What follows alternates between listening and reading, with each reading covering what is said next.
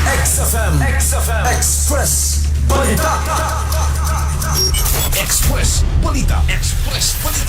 Sa duha ka security guards ug duha ka estudyante lakip na ang suspek.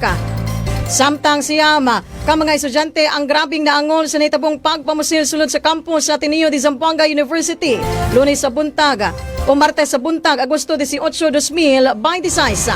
Ang shooter usa ka grade 7 student nga top 1 sa klase kinsa ni gamit og mga armas nga Glock 9mm ug M16 rifle. Gikataw usab nga ang amahan sa shooter nagtrabaho sa Bureau of Customs sa Zamboanga City.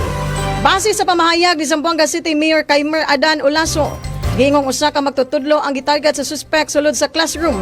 Apan wala pa matino sa mga otoridad kung naigo ba ang maong magtutudlo. Humaniini gilayon usab nga gipusil sa suspect ang iyang mga classmates.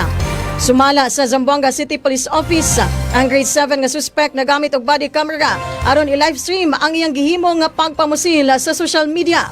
Gisuspende usab sa mga ang mga klase sa tanang level sugod Agosto 18 hangtod Agosto 19 tungod sa maong trahedya. Balitang regional. Express Balita. Sa balitang regional gihapon, Balitang regional.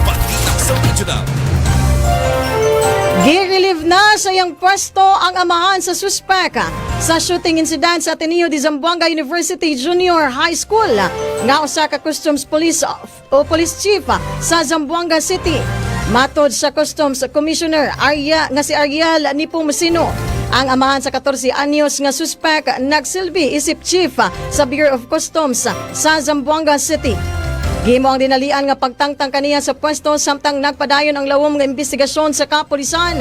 Ilabi na nga ang mga armas nga gigamit sa krimen ginasusi kung dunabay kalambigitan sa iyang posisyon. Balitang regional. Express Balita.